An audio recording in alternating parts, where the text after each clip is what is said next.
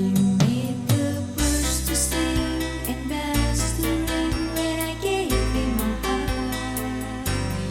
He turns gray skies to blue, made the sun come shining through when I gave him my heart. So I'll sing from a new heart, and my voice I will raise. I will sing him a new song. I will sing him a new song. I will sing him a song of praise.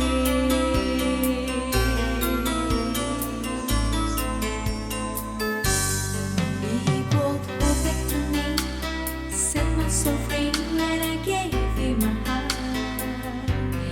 He gave words to a song to sing all day long when I gave him my heart. So I'll sing from a new heart, and my voice I will raise. I will sing him a new song. I will sing him a new song. I will sing him a song of praise, and I will praise him, for he is worthy of praise.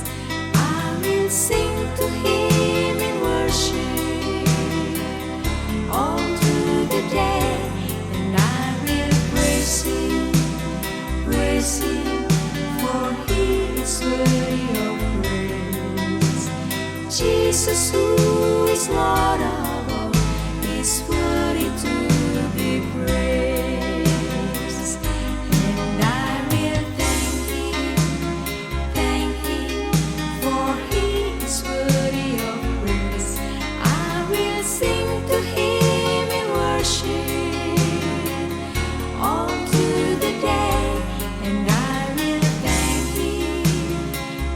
him, for he is worthy of praise. Jesus, who is Lord of all, is worthy to be praised. And I will praise you, for you are worthy of praise. I will sing to you in worship all through the day, and I will praise you, for you are worthy of praise. Jesus, you are Lord of all, and worthy to be praised. Worthy to be praised.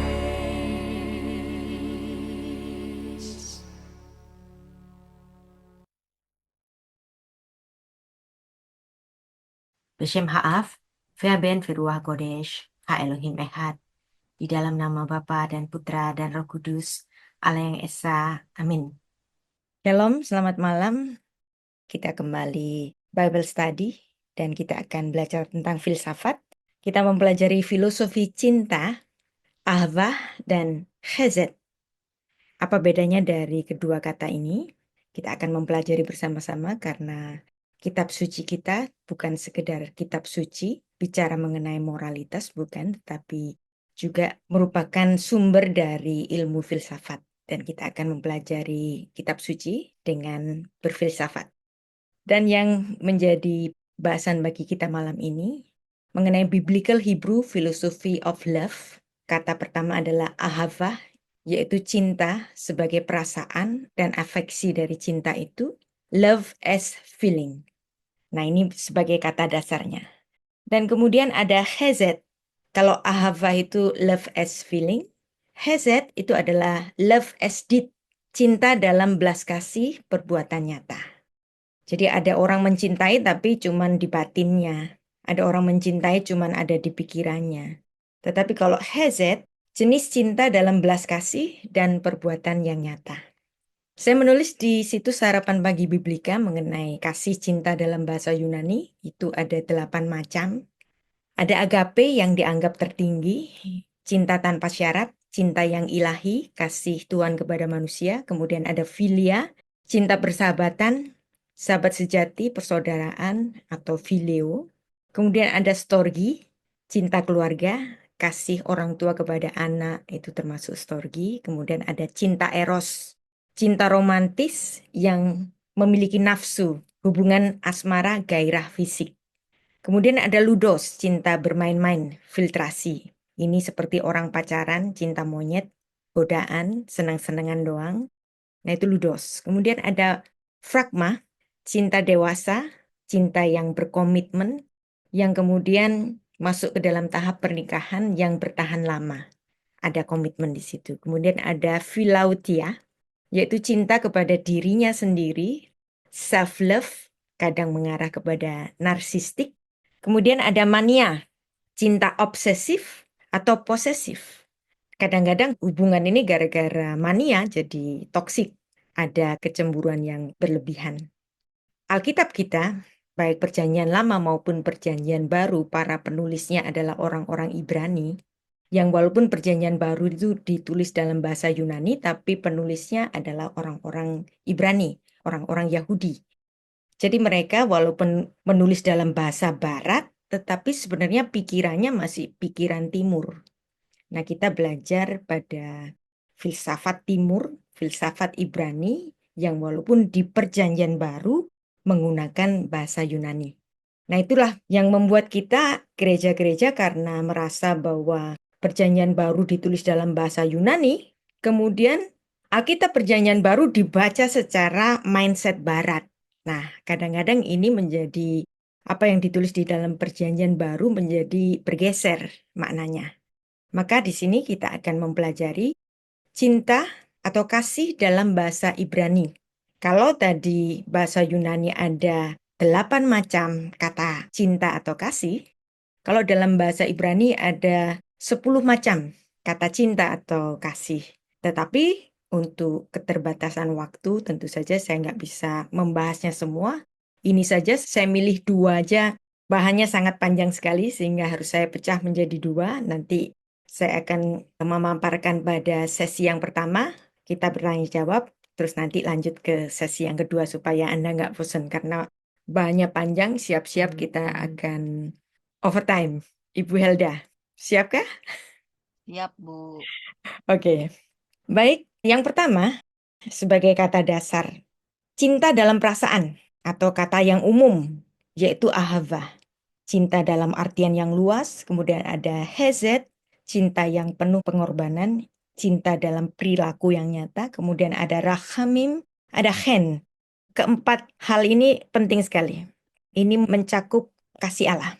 Ada ahava, hesed, rachamim, chen, kemudian ada ratson, menggambarkan kehendak Tuhan, penerimaan kasih karunia atau sikap hati yang berkenan.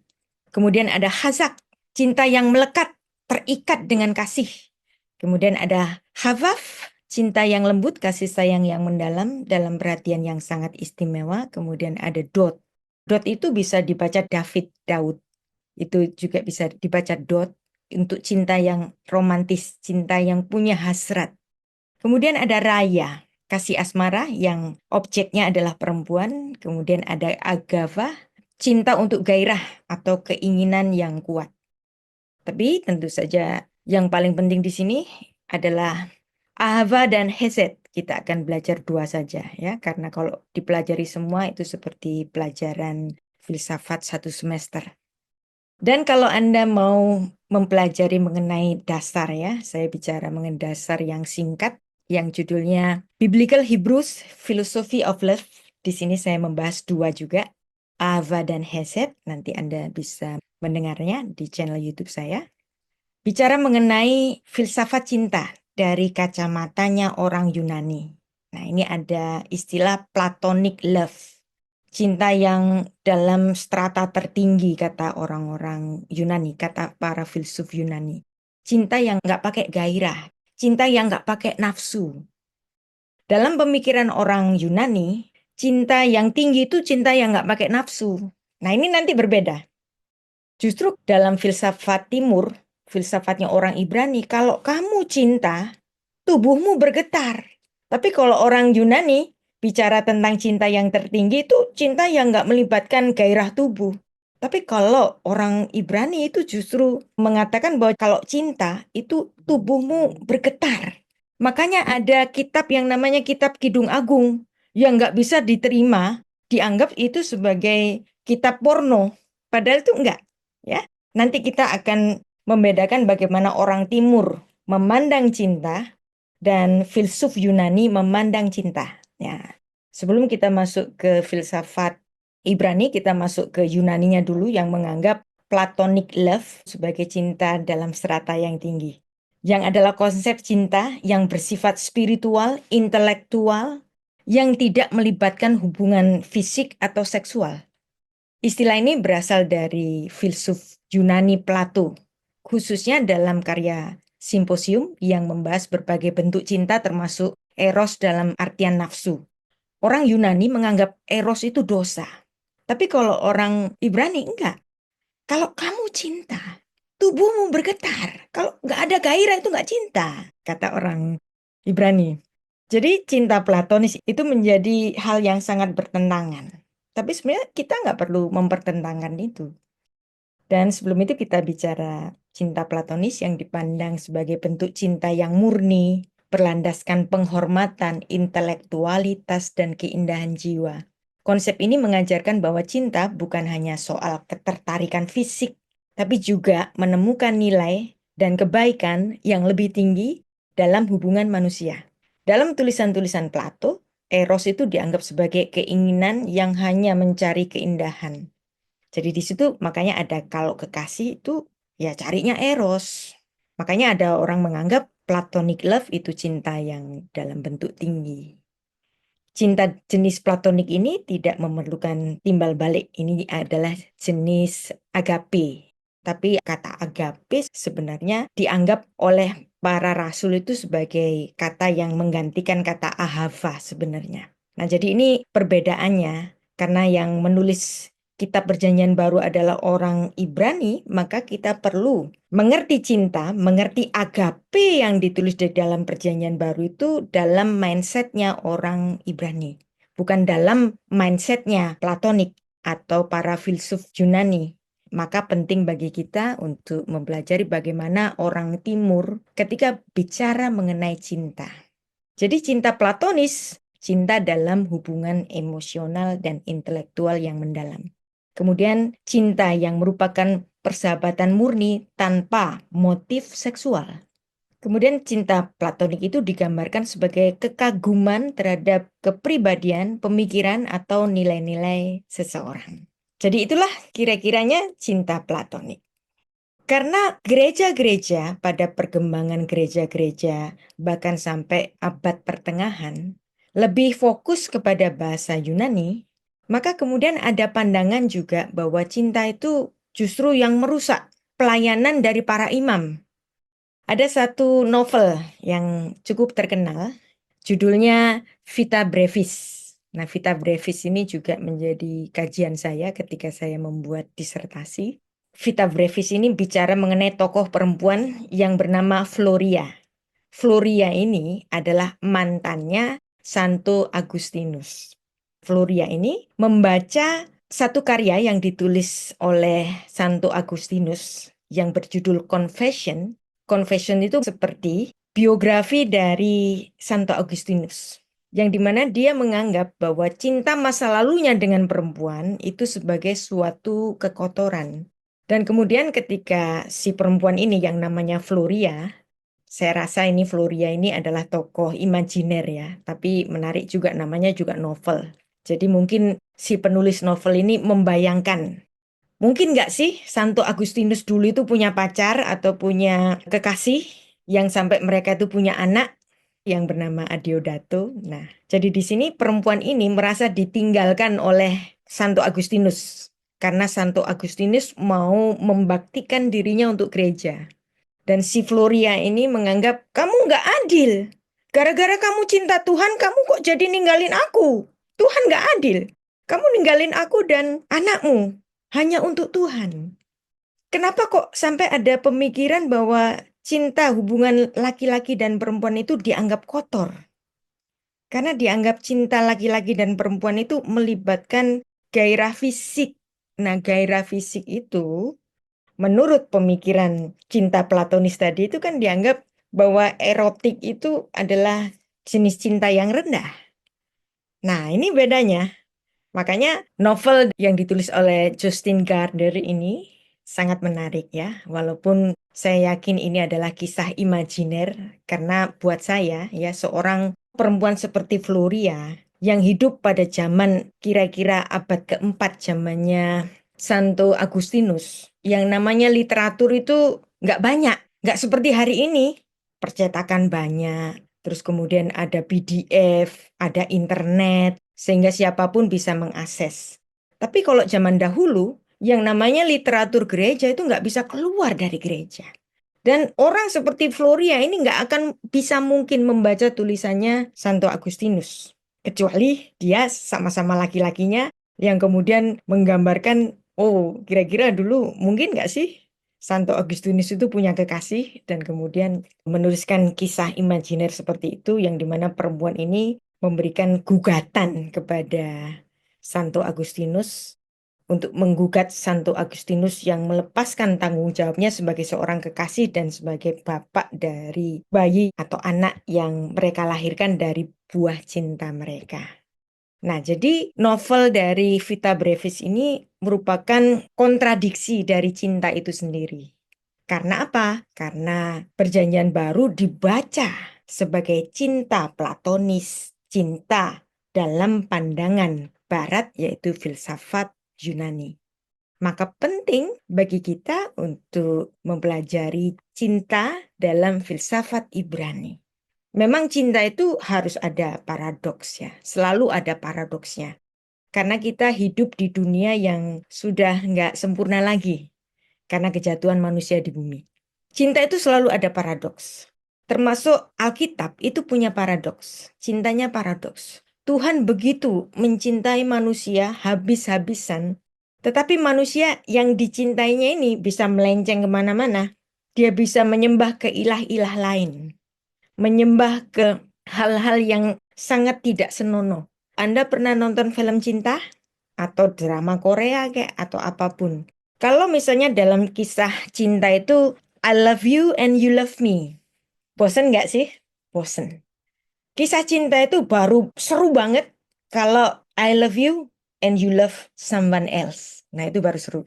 Dan itulah yang terjadi di Alkitab. Tuhan bilang I love you. Tapi umatnya ini mencintai hal-hal yang boten-boten. Dan itulah yang terjadi, yang digambarkan nanti sampai Tuhan itu saking marahnya menggambarkan perjinahan dari umatnya ini sebagai Ohola dan Oholiba. Dua perempuan pelacur yang seharusnya tertambat hatinya kepada suaminya tetapi mereka pergi melacurkan diri kepada ilah-ilah asing. Dan itulah cinta dan paradoksnya yang ada di Alkitab.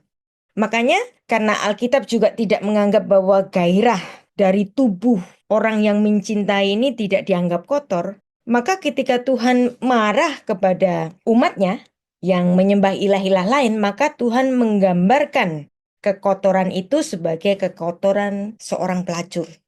Nanti kita akan belajar mengenai kenapa sih Hosea itu kok disuruh kawin sama pelacur? Kok aneh sih? Jadi itulah introduksi yang sudah kita pelajari bersama, perbedaan cinta dalam mindsetnya orang Yunani, dalam filsafat Yunani, dalam filsafat Helenistik, dan cinta dalam filsafat Ibrani. Walaupun Perjanjian Baru ditulis dalam bahasa Yunani, tetapi Perjanjian Baru itu bukan sastra Helenistik, tetapi sastra Judeo-Greek. Sastra Ibrani ditulis dalam bahasa Yunani. Maka penting kita setiap membaca kata agape atau philia, kita harus mengarahkan kata-kata itu pada yang ada di dalam kata Ibrania, yaitu apa? Ahava. Ahava adalah bentuk cinta kasih dalam arti yang sangat luas, bisa berarti romantis, cinta dalam artian romantis, cinta persahabatan, dan cinta kasih Tuhan termasuk suka. Itu pakai kata ahava. Kemudian ada hesed, kasih setia yang penuh pengorbanan. Ini juga bisa antar kekasih. Ini juga antar ibu dan anak, antar suami istri, antara bapak kepada putranya. Dan kemudian ada rahamim, kasih yang lembut penuh belas kasihan. Itu rahamim. Rahmat, nah kata rahmat, grace, itu rahamim. Kata rahamim itu nanti membentuk kata rechem. Apa itu rechem? Rechem itu yang diterjemahkan dalam bahasa Arab sebagai rahim. Kata rahim kemudian diserap ke dalam bahasa Indonesia menjadi rahimnya perempuan, uterus. Kenapa kok kata rahim? Itu sama dengan rahmat, kasih sayangnya Tuhan. Karena ini berhubungan dengan dosanya Adam dan Hawa ketika di Taman Eden. Mereka waktu makan buah yang dilarang itu kan pada hari engkau memakannya pastilah engkau mati. Tetapi ketika mereka jatuh ke dalam dosa, Tuhan malah berkata secara paradoks, Adam nggak mati. Tetapi justru apa? Kejadian 3 ayat 15, Tuhan mengumumkan sebuah proto-evangelium. Aku akan mengadakan permusuhan antara engkau dan perempuan ini, antara keturunanmu dan keturunannya. Nah ini kan Adam kaget. Loh, di hari aku mati, kok Tuhan bicara mengenai keturunan? Berarti keturunan ini adalah rahmatnya yang dimana pada kematian Adam, Tuhan justru bicara mengenai keturunan dari perempuan itu. Maka ini adalah rahmat, rahim, yang dimana keturunan itu lahir dari rahimnya ibu, maka uterusnya perempuan, peranakannya perempuan, itu diekualkan dengan rahmatnya Tuhan. Makanya namanya rahim. Jadi bapak-bapak, ibu-ibu, siapapun yang dilahirkan dari buah cinta bapak-bapak dan ibu-ibu, itu adalah rahmat Tuhan. Karena rahim ibu adalah kasih karunia. Kemudian ada chen, kasih yang diberikan sebagai anugerah. Kemudian ada ratson, menggambarkan kehendak Tuhan. Hazak, havaf, dot atau David, atau raya, agava. Jadi ada 10 kata cinta dalam bahasa Ibrani. Ada 8 jenis kata cinta dalam bahasa Yunani. Kita akan teruskan hubungan dari keempat kata cinta, yaitu ahava, hesed, chen, dan rahamim ini adalah perasaan cinta yang sangat terkait dan itu mengarah kepada kasih sayang Tuhan kepada umatnya. Kasih sayang Allah, ahava, bersifat setia, hesed, yang diberikan sebagai anugerah, yaitu chen, yang penuh belas kasihan, rahamim, rahim, seperti rahimnya ibu. Nah, jadi setiap kali Anda mengingat rahim perempuan, peranakan perempuan, itu adalah bentuk kasih sayang Allah yang ingin meneruskan manusia itu memenuhi bumi dari buah cinta antara laki-laki dan perempuan. Makanya semua laki-laki dari orang-orang Ibrani itu diwajibkan untuk menikah. Memang ada beberapa orang yang tidak menikah. Mereka adalah para nazir Allah, misalnya Nabi Yeremia, kemudian Yohanes Pembaptis, Yesus Kristus sendiri, kemudian Rasul Paulus. Ada beberapa orang yang tidak menikah oleh karena kerajaan surga. Dan kemudian ada Rabi Yahudi yang sangat terkenal yaitu Ben Asai, juga tidak menikah. Jadi walaupun pernikahan itu diharuskan atau diwajibkan kepada orang-orang Ibrani, tetapi untuk kasus-kasus tertentu, para nazir Allah yang membaktikan hidupnya untuk kerajaan surga, mereka boleh memilih untuk selibat. Tapi itu untuk kasus-kasus khusus, tidak untuk semua laki-laki Ibrani. Kita membaca Ulangan 6 ayat 5. Karena Allah yang penuh kasih mengasihi umatnya yang memberikan rahmat rahim kepada manusia yang dicintainya, maka manusia harus memberikan imbal balik kasih sayang kepada Tuhan. Maka ada perintah dalam Ulangan 6 ayat 5. Ve'ahavta et Adonai Eloheicha bekol lefavka uvechol nafshecha uvechol meodeha. Kasihlah ahav Tuhan Allahmu dengan segenap hatimu, dengan segenap jiwamu, dan dengan segenap kekuatanmu. Inilah ahava, kasih sebagai perasaan. Tapi perasaan itu harus diperlihatkan di dalam perilaku nyata, dan itulah hesed. Maka ahava dan hesed adalah dua kata yang saling terkait. Ahava, love as feeling. Hesed adalah love as deed atau cinta dalam perbuatan nyata. Dan dari kata ahav muncul kata ahava. Ahav itu bentuk kata kerja, ahava adalah bentuk nominanya. Orang-orang Israel harus mengingat satu kredo. Apa itu kredo? Kredo itu pengakuan iman yang mereka harus ucapkan setiap hari. Ini seperti syahadat, ini kalimat syahadat. Jadi kalau teman muslim itu punya 2 kalimat syahadat, orang Ibrani itu hanya punya 1 kalimat syahadat. Dan ini merupakan pernyataan cinta kasih manusia kepada Allah yang menciptakannya yang penuh kasih. Ini adalah hukum Shema. Shema Israel, Adonai Eloheinu, Adonai Echad. Dengarlah orang Israel, Tuhan itu Allah kita, Tuhan itu Esa. Kata dengar di sini juga bisa dalam artian taat, patuh. Patuhilah Israel, Tuhan itu Allah kita, Tuhan itu Esa. Dan kasih itu dalam perjanjian baru dijabarkan secara panjang dan luas bahwa kasih itu adalah atribut Allah.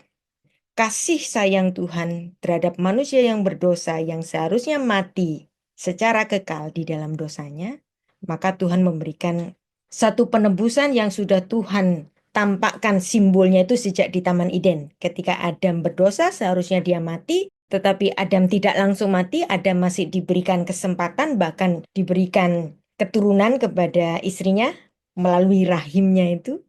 Yang Tuhan itu pertama kali mengadakan tukar guling kematian. Dirupakan dengan pembunuhan binatang yang tidak berdosa di Taman Eden.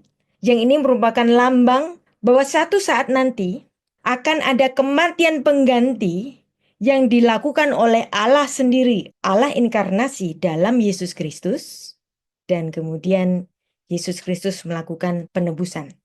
Dan itu ditampakkan di dalam Yohanes 3 ayat 16 karena begitu besar kasih Allah akan dunia ini sehingga dia mengaruniakan anaknya yang tunggal supaya setiap yang percaya kepadanya tidak binasa melainkan beroleh hidup yang kekal. Di sini kata kasih Allah di sini, agapesen di sini, ini dari kata agapi. Dalam bahasa Ibraninya, ki ahava rabba ahav ha Elohim et haolam ad asher natan et beno yahido lemaan asher lo yovav kol hama emin bo ki im yihye chaye olam. Dan itulah janji yang Tuhan berikan sejak Kejadian 3 ayat 15 dirupakan dalam perjanjian baru dengan kehadiran Yesus Kristus ke bumi. Dan kasih ahava adalah atribut dari Allah. 1 Yohanes 4:8. Barang siapa tidak mengasihi, ia tidak mengenal Allah sebab Allah itu kasih. Dan filsafat Ibrani, menarik. Kalau filsafat Yunani menganggap eros, cinta dalam keinginan fisik itu sebagai suatu kotor, cinta yang tertinggi itu nggak ada fisiknya. Tetapi kalau di dalam pemahamannya orang Ibrani, cinta itu yang melibatkan fisik. Bahasa Ibrani mengenal satu kata yang amat penting dalam artian perasaan cinta atau kasih, yaitu ahava. Walaupun demikian kita tadi sudah mempelajarinya, masih ada 9 lagi kata-kata yang bermakna cinta. Kalau dalam bahasa Yunani ada 8 macam kata cinta. Di sini perbedaannya filsafat Yunani dengan filsafat Ibrani. Di sini sang pemazmur mengatakan cintanya kepada Tuhan itu melibatkan tubuhnya, ya. Jadi cinta yang melibatkan getaran tubuh ini nggak selalu bermakna seksual kan? Jadi cinta itu selalu melibatkan getaran tubuh. Dan saya merasakan seperti itu. Setiap kali saya menemukan ayat yang sangat menggugah, tubuh saya itu ikut bergetar. Jadi itulah cinta yang melibatkan tubuh. Excited. Jadi cinta yang ada gairah di dalam tubuh kita. Walaupun itu hanya membaca teks saja. Makanya di sini sang pemazmur mengatakan, "Ya Allah, Engkaulah Allahku, aku mencari Engkau, jiwaku haus kepadamu, tubuhku rindu kepadamu." Jadi bukan hanya pikiranku mencintai Tuhan, tapi tubuhku rindu kepadamu. Seperti tanah yang kering dan tandus tiada berair. Elohim Eli, atah asacharecha, sam'ah lecha nafsi, kam'ah lecha vesari. Ya, aku merindukan engkau di dalam dagingku. Ketika aku memuji engkau, tubuhku bergetar. Nah, itulah cinta yang melibatkan gairah tubuh yang dipandang oleh orang-orang Yunani sebagai hal yang kotor. Tapi cinta yang seperti ini, cinta yang sungguh-sungguh kepada Tuhan, melibatkan excitement di dalam tubuh kita. Bahkan ketika Daud menari, karena dia mencintai Tuhan. Dan dia menggambarkan jikalau dia tidak mencintai Tuhan dengan tubuhnya, itu seperti tanah yang kering. Tiada berair. Maka cinta itu melibatkan gairah tubuh. Ini dalam pemikirannya filsafat timur, filsafat Ibrani yang dianggap orang-orang Yunani sebagai itu eros, itu cinta eran. Ya kan? Nah inilah perbedaannya. Jadi cinta di dalam gairah tubuh, tubuhmu yang bergetar, excited. Seperti ketika Anda dan saya menemukan ayat atau menemukan kisah di dalam Alkitab yang Anda mendapat pencerahan dari Roh Kudus, dan kemudian Anda melonjak kegirangan, Anda mengangkat tangan, ya, setiap kali Anda memuji Tuhan itu kan kita mengangkat tangan. Apakah orang-orang Yunani itu cinta nggak perlu dirupakan dalam gestur tubuh?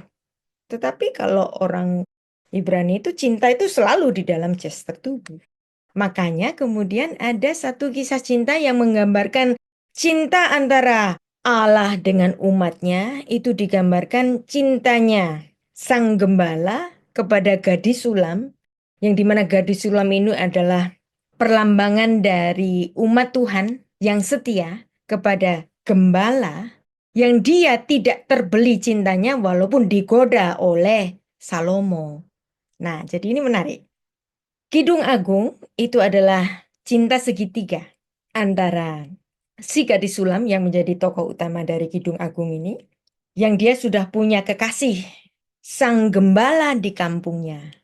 Nah, kemudian tiba-tiba ada raja besar jalan-jalan di sebuah wilayah yang dia kuasai, yang ada di bagian utara dari Israel, di Sharon, di dataran Sharon. Makanya ada istilah mawar Sharon atau bunga bakung di Sharon. Istilah mawar Sharon itu merujuk kepada si gadis sulam ini, yang juga dibahas oleh Tuhan Yesus di dalam Matius pasal 5 sebagai bunga bakung di padang yang diberi keindahan oleh Tuhan, yang bahkan Salomo pun tidak mengenakan jubah seindah dari bunga bakung itu. Nah, bunga bakung yang dimaksud oleh Tuhan Yesus ini adalah si perempuan gadis sulam yang ada di Kitab Kidung Agung ini, yang dia cintanya tak dapat dibeli oleh kekuasaan Salomo yang super kaya dan super kuasa, tetapi dia tidak mampu membeli cintanya si gadis sulam. Dan kalau Anda membaca Kidung Agung, kan ada banyak gambaran fisik tentang perempuan. Bicara mengenai tubuhnya, bicara mengenai buah dadanya, pinggangnya, yang dianggap sebagai orang-orang ini kitab kok porno sih? Enggak porno, ya. Karena orang Ibrani melambangkan cinta selalu melibatkan gairah tubuh. Nah, itu bedanya. Nah, kapan-kapan mungkin kita akan belajar mengenai Kitab Kidung Agung ya. Atau Anda mendengarkan paparan saya mengenai Kitab Kidung Agung di channel YouTube saya. Jadi, dalam pemikiran orang Ibrani, cinta itu selalu memiliki aktivitas fisik. Dalam tradisi Barat kuno, di mana pemikiran mereka adalah hasil sintetis agama Kristen dan budaya Yunani kuno, mereka membedakan eros sebagai cinta keinginan fisik yang dikontraskan dengan agape, sebagai cinta yang memiliki pengabdian tanpa pamrih. Dan pendeknya, dianggap eros itu cinta fisik, agape itu cinta spiritual, eros itu tentang tubuh, agape tentang jiwa. Namun dalam pemikiran Yahudi yang Alkitabiah, contohnya tadi itu adalah Kitab Kidung Agung, tidak setuju dengan itu. Sebab di dalam ketulusan cinta kasih, ahava, ada hubungan integral yang tidak terpisah antara reaksi, getaran, semangat di dalam tubuh yang bersamaan dengan roh dan jiwanya yang sungguh mencintai. Daud mencintai Tuhan. Dia menyanyi, dia menari. Ya, kita pun melonjak, mengangkat tangan. Cinta di dalam tubuh, cinta yang diungkapkan di dalam gairah tubuh kita. Jadi, menurut cintanya orang Ibrani, filsafatnya orang Ibrani tentang cinta, hubungan jiwa dan raga ini tidak akan terpisahkan di dalam kegiatan cinta dan mencintai. Jadi nggak boleh menganggap gairah tubuh ini sebagai suatu kekotoran, enggak. Itu sebagai suatu luapan dari cinta itu sendiri. Cara orang-orang timur dalam memandang bagaimana cinta itu selalu mengakibatkan gairah. Ini pun ya, kalau bapak-bapak, ibu-ibu punya anak gadis remaja itu kan suka BTS kan. Nah ini menarik. Black Swan. Saya suka lagu ini. Dan saya mencoba mengerti kenapa sih ini ABG-ABG ini kok suka sama para laki-laki cantik ini. Gitu kan. BTS. Nah saya mencoba mengerti apa sih lirik yang ada di lagu Black Swan ini. Ternyata menarik. Ya. Dan ini yang menciptakan salah satu dari mereka sendiri, RM, King Namjoon. Nah, dia menggambarkan bahwa kematian itu adalah hal yang sangat menakutkan. Suatu tragedi yang sangat menyedihkan, itu kematian. Tetapi, yang lebih tragedi dari kematian itu sendiri adalah ketika cinta nggak punya gairah. Nah, ini bedanya. Nah, ini kan mereka orang-orang Korea kan, yang adalah orang timur juga seperti kita. Bahwa ketika engkau mencintai, itu harus ada gairah. Bapak-bapak, ibu-ibu kalau nggak punya gairah itu bisa bahaya nanti, bisa lihat kanan kiri. Kalau di rumah nggak ada gairah, harus ada gairah. Karena cinta diwujudkan dengan gairah. Itu pemikiran orang timur. Jadi inilah lagunya anak-anak ABG yang saya pikir itu cuma nyanyi-nyanyi doang, ternyata liriknya sangat menarik. Bahwa cinta itu melibatkan tesyuka, ada passion.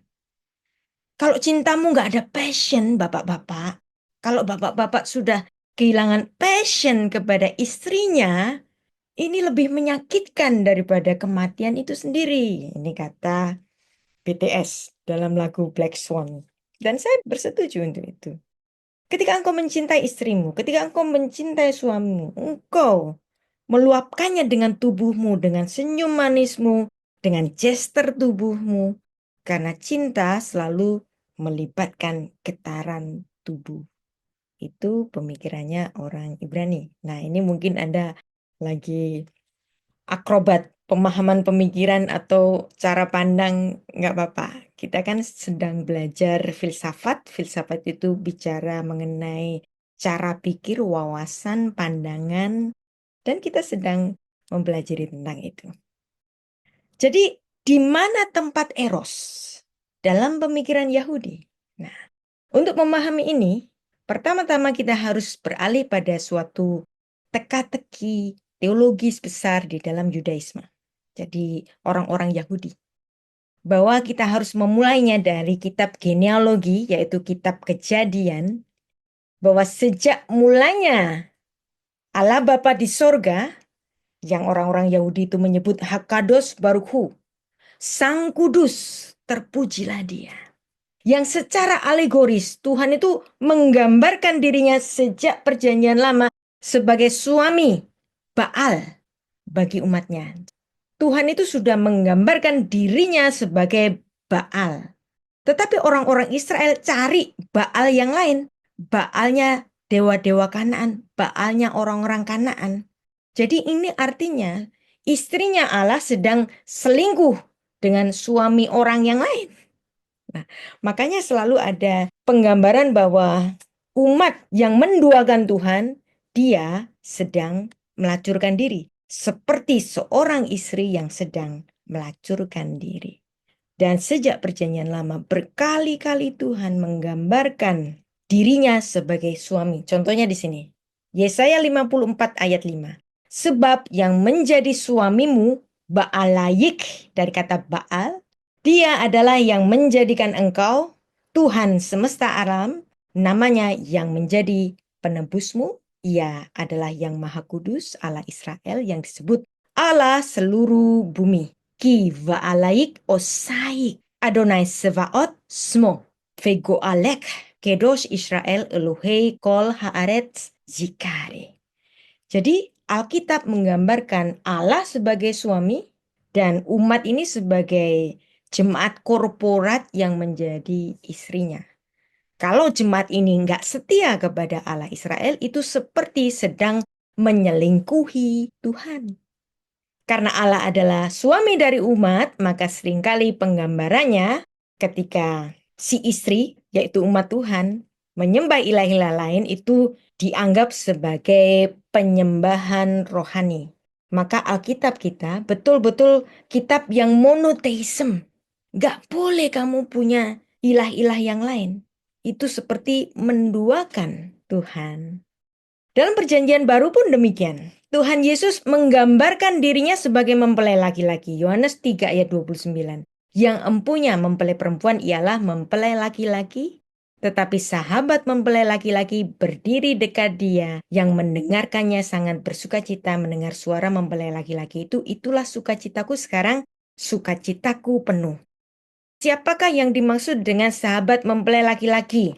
Dia adalah syadchan. Apa itu syadchan? Matchmaker, mak comblang, pak comblang. Jadi dia yang memacangkan atau mempertunangkan jemaat yang dia gembalakan kepada mempelai laki-laki yaitu Kristus. Jadi ini juga penggambaran ini berlaku juga pada gembala gereja.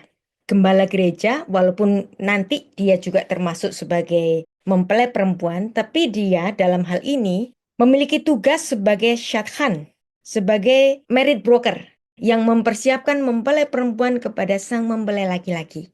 Nah, itu adalah tugas gembala. Kalau gembala menyelingkuhi jemaat yang dia gembalakan, maka dia mempersembahkan seorang istri Allah yang tidak sempurna. Maka jika Anda, ya mungkin di antara kita ada yang menggembalakan jemaat, Anda mengambil benefit dari jemaat, itu seperti seorang merit broker memakai dulu istrinya Tuhan, lalu baru diberikan kepada Tuhan. Tuhan mau apa enggak? Enggak mau. Jadi seorang gembala harus mempersembahkan gembalaan yang dia gembalakan harus sempurna tanpa dia sentuh. Apa maksud tanpa dia sentuh? Dia tidak mengambil benefit dari jemaat yang dia gembalakan. Tapi apa yang terjadi di sini? Nanti kita akan belajar mengenai itu. Nah, jadi Alkitab tidak melulu bicara tentang hal-hal rohani yang mengesampingkan keindahan cinta fisik. Tadi novel Vita Brevis yang bicara mengenai hal-hal imajiner. Kalau Santo Agustinus dulu itu punya mantan, kira-kira perasaannya gimana sih? Ditinggal untuk Tuhan, gimana sih perasaannya? Nah itu karena ada pemahaman bahwa cinta fisik itu adalah hal yang dosa atau distracted dari pelayanan kepada Tuhan. Maka penting sekali kita membaca kitab Kidung Agung yang merupakan pernyataan cinta eros. Cinta eros itu kan dianggap kotor. Tapi Alkitab tidak menganggap eros itu sebagai hal yang kotor. Ada cinta eros yang nggak merusak, melainkan sebuah cinta yang sangat kuat, yang melibatkan getaran tubuh karena kerinduan. Anda pernah jatuh cinta? Pada saat muda, gimana rasanya dulu?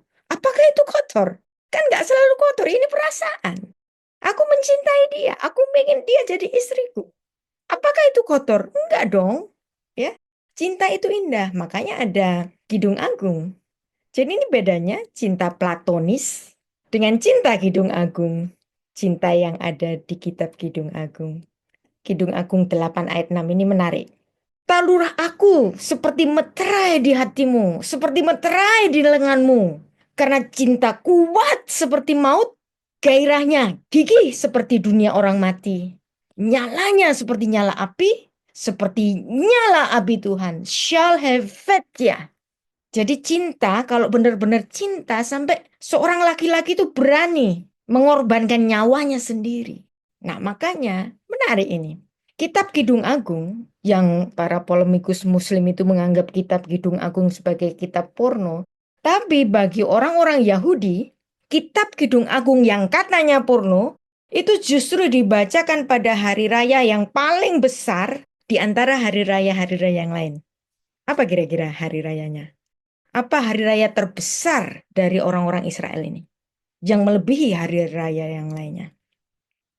Hari raya Paskah. Justru di hari raya Paskah, orang-orang Israel membacakan kitab Kidung Agung yang merupakan cintanya Tuhan yang digambarkan bahkan sang kekasih itu mau memberikan nyawanya. Karena cintanya seperti nyala api Tuhan. Shall Hevetia. Makanya kalau orang Kristen mengerti makna dari kitab Kidung Agung ini, seharusnya orang Kristen yang membaca kitab Kidung Agung dalam setiap hari raya Paskah. Kapan Paskah kita? Tanggal 20 April kan? Mau nggak baca kitab Kidung Agung? Justru ini menunjukkan bahwa Allah inkarnasi mau berkorban mati di kayu salib karena cintanya kuat seperti nyala api Tuhan. Kegairahnya gigih seperti dunia orang mati. Shimeni chakotam al-libecha, chakotam al-zeroecha, ki asah kamavet ahavah. Karena cinta kuat seperti maut, kegairahnya gigih seperti dunia orang mati. Kas'ah kisyeol, kin'ah resyafecha. Kecemburuannya seperti nyala api. Kin'ah resyafecha. Rishpei esh shal hefetia. Nyalanya seperti nyala api Tuhan. Kidung Agung 8 ayat 6 ini cocok dengan kematian Kristus yang mati pada hari raya Paskah. Karena itulah yang dilakukan oleh sang kekasih kita yang telah menebus kita sehingga kita menjadi para mempelai Kristus. Itulah cinta yang berbeda dari pemahaman Yunani dan pemahaman Ibrani. Karena orang Ibrani, kalau kamu cinta, I will die for you. Bapak-bapak, pernah nggak punya pikiran seperti ini untuk perempuan yang engkau cintai di masa mudamu? Makanya kitab Kidung Agung itu adalah penggambaran cinta pada saat musim semi. Cinta di kala muda yang penuh gairah. Gairah tubuh tidak selalu bermakna kotor. Tuhan pun ketika marah, itu seperti laki-laki yang wajahnya memerah ketika mendapati istrinya berselingkuh. Makanya ada namanya itu namanya Elkana. Allah pencemburu. Nah, namanya Tuhan kan aneh ini. Nama kok aneh, Allah pencemburu. Karena itu adalah karakternya. Aku nggak mau diduakan. Aku nggak mau diduakan dengan gembala yang kau cintai. Kan sekarang banyak jemaat-jemaat ke gereja tertentu karena ngefan sama pengkhotbahnya. Ngefan sama gembalanya. Itu sudah menduakan Tuhan. Dan ingat, Tuhan itu Allah pencemburu. Keluaran 34 ayat 14. Sebab janganlah engkau sujud menyembah kepada ilah lain. Ilah lain ini banyak, ya, nggak selalu pergi ke dukun, nggak selalu menyembah pohon, enggak, ya. Termasuk idola Anda, termasuk bapak gembala yang Anda idolakan itu bisa menjadi ilah lain. Ingat, Allah itu adalah Allah yang cemburu. Dia Elkana. Diulangi lagi dalam Ulangan 4 ayat 24, sebab Tuhan Allahmu adalah api yang menghanguskan, Allah yang cemburu. Ki Adonai Elohecha esh ochlah hu Elkana. Dia Allah pencemburu. Jadi jangan merasa nyaman, jangan merasa aman pergi ke gereja. Tapi kalau Anda ke gereja terdistracted kepada idola yang lain, idola kepada pengkhotbahnya, idola kepada song leadernya, whatever, itu sudah menduakan Tuhan. Anda cari Tuhan atau Anda cari pengkhotbahnya? Anda cari Tuhan atau cari gembalanya? Hati-hati di sini. Orang ke gereja itu bukan berarti aman dari penyembahan ilah lain. Ada banyak, terutama para pendeta-pendeta besar yang merasa punya banyak fans, yang gerejanya itu sudah bukan jadi gereja lagi, tetapi menjadi fans club, nyari gembalanya. Bahaya ini. Ini sudah akan terjadi perzinahan di gereja itu sendiri. Nah, pertanyaan sekarang, kenapa sih kok Tuhan Yesus itu datang pada perkawinan di Kana? Ingat apa kata Kana tadi? Cemburu.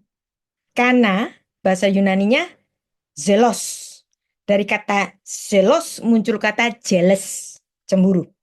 Kenapa kok Tuhan Yesus datang ke perkawinan di Kana? Karena dia adalah Elkana. Dia adalah Allah pencemburu. Saya pernah membuka kelas, judulnya Khatuna Bekana. Sudah saya upload, nanti Anda juga bisa mempelajari ini. Kenapa Tuhan Yesus datang kepada pernikahan di Kana? Itu juga sebagai suatu penggambaran bahwa dia adalah Elkana. Dia adalah Allah pencemburu. Dan referensinya sudah sejak dahulu diperingatkan kepada orang Israel, Allah itu pencemburu. Ulangan 31 ayat 16 sampai 21. Nanti Anda baca ya. Dan Anda harus tahu, cintanya Tuhan itu seperti seorang kekasih yang menyala-nyala gairahnya. Seperti dunia orang mati, cintanya itu seperti nyala api Tuhan. Shall Hevetia. Dan dia adalah api yang menghanguskan. Esh ohla. Dan itulah cinta yang melibatkan gairah tubuh.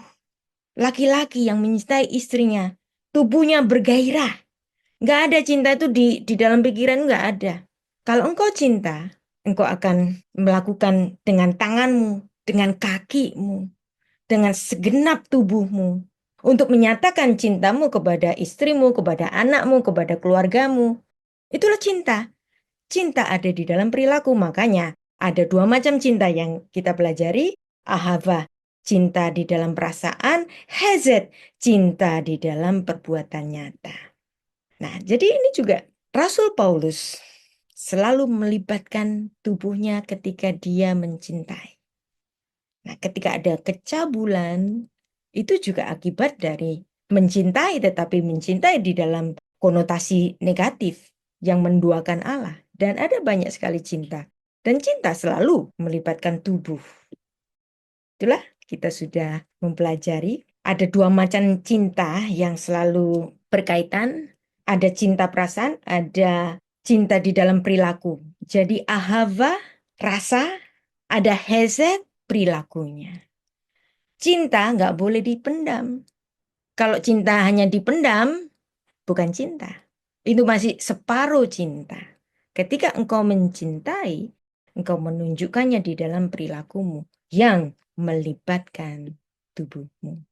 Nah, jadi itulah hesed. Tuhan bilang cinta kepada manusia, ya. Dan dia juga melakukan dengan perbuatannya. Bahkan karyanya yang besar, dia Allah yang maha tinggi. Rasanya nggak mungkin manusia itu bisa menyentuh Tuhan, tapi Tuhanlah yang menyentuh kita dengan hadirnya Yesus Kristus ke bumi. Itulah hesed. Kasih setia yang penuh pengorbanan. Seperti yang dituliskan di dalam kitab Kidung Agung yang dibacakan pada setiap hari Paskah untuk mengenang bahwa cinta itu selalu melibatkan gairah fisik bahkan sampai kepada kematian. Ada cinta hesed, ada chen yang bersifat unilateral karena engkau mencintai aku mencintai engkau, maka aku memberikan sesuatu. Dan hesed ini lebih kepada cinta yang melibatkan suatu covenantal relationship. Nah, makanya Tuhan sangat suka menggambarkan cintanya itu seperti hubungan suami istri. Karena hubungan suami istri itu bukan sekedar cinta, tetapi ada covenantal di situ. Ada suatu perjanjian. Ya kan? Ada sumpah setia. Kalau orang Yahudi itu menikah, mereka itu punya kontrak kawin. Ya, kontrak kawin, bukan kawin kontrak. Kawin kontrak beda, ya. Ada kontrak kawin. Pernyataan janji setia suami dan istri di dalam suatu perjanjian. Nah, itu covenantal. Makanya cintanya Tuhan kepada umat digambarkan dengan cinta suami istri. Kalau cintanya ibu dan anak, itu juga cinta yang unconditional. Tapi kan tanpa suatu perjanjian. Yang anak itu kadang-kadang bisa melupakan kasih sayang ibunya. Anak bisa melupakan kasih sayang bapaknya. Tapi ibu nggak pernah melupakan anaknya. Ini hubungan secara normalnya itu kan begitu. Ibu-ibu itu pasti mencintai anaknya. Tapi anaknya kalau dewasa nanti belum tentu cinta sama ibunya. Tetapi kalau hubungan cinta suami dan istri ini ada suatu janji. di antara keduanya yang sama-sama dewasa. Nah, inilah covenantal relationship antara Tuhan dan manusia digambarkan dengan cinta yang hesed. Kalau engkau mencintai Tuhan, hezetmu gimana? Bagaimana dengan pelayananmu? Bagaimana dengan kegiatanmu, kegairahanmu ketika engkau melayani Tuhan? Komitmen untuk melayani Tuhan. Jadi itulah cinta hesed yang sering kali diingatkan Musa kepada Tuhan. Tuhan itu sering marah-marah sama bangsa Israel. Dan bahkan Tuhan itu berikhtiar untuk menghabisi semua orang Israel ketika peristiwa penyembahan kepada lembu emas. Aku mau habisin itu semua orang Israel. Biarlah aku memulai bangsa Israel dari kamu saja, Musa. Nah, Musanya kemudian, Tuhan, Engkau Allah yang panjang sabar, yang penuh kasih setia, berlimpah-limpah hesednya. Musa itu selalu mengingatkan Tuhan. Oh ya deh, nggak jadilah.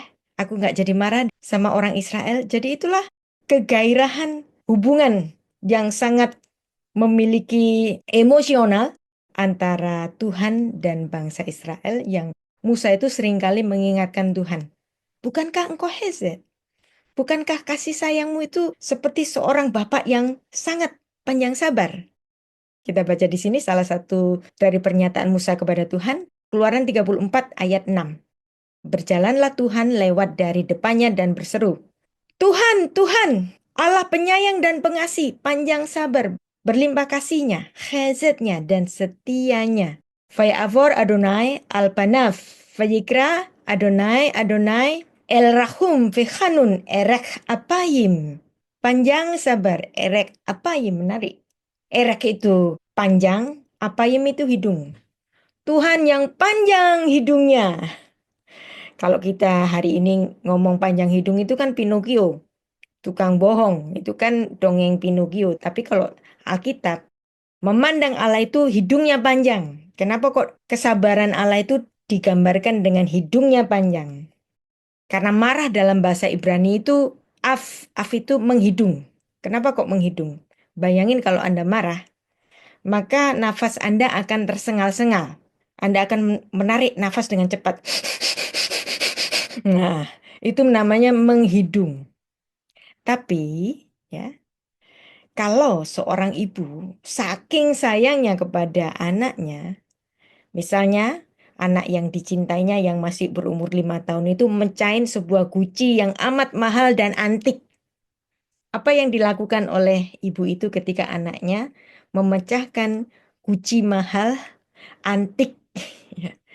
Apa yang dia lakukan? Dia akan menarik nafas panjang. Nah, itu namanya panjang hidungnya. Maka Allah yang panjang sabar digambarkan dengan Allah yang panjang hidungnya dan penuh kebenaran, ve'emet, veraf hezet, ve'emet, yang berlimpah kasihnya dan setianya. Keluaran 34 ayat 7 juga mengulang kata hezet.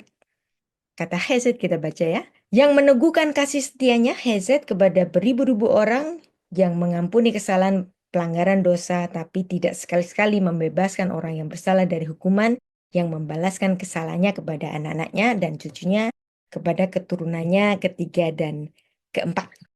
Oke, kita sudah belajar mengenai introduksi dari pemahaman cinta dari mindsetnya orang Yunani, filsafat Yunani, dan mindsetnya orang Ibrani, filsafat Timur. Filsafatnya orang Timur, kita kan orang Indonesia juga orang Timur.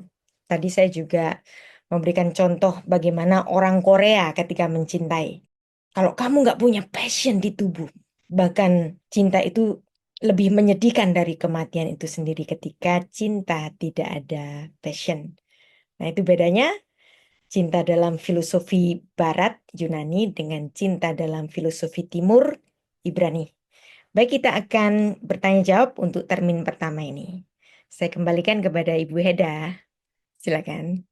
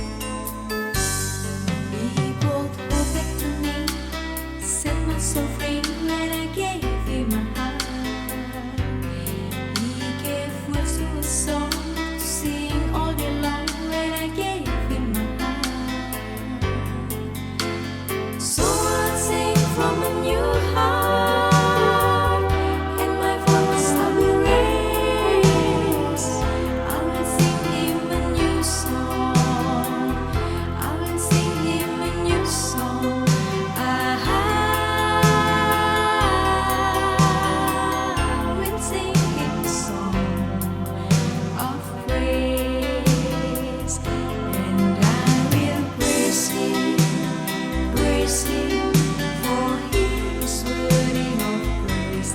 I will sing to Him in worship all through the day, and I will praise Him, for He is worthy of praise. Jesus, who is Lord of all, is worthy to be praised. And I will thank Him, for He is worthy of praise. I will sing to Him in worship all through the day, and I will thank Him, for He is worthy of praise. Jesus, who is Lord of all, is worthy to be praised. And I will praise you, for you are worthy of praise. I will sing to you in worship all through the day, and I will praise you, for you are worthy of praise. Jesus, you are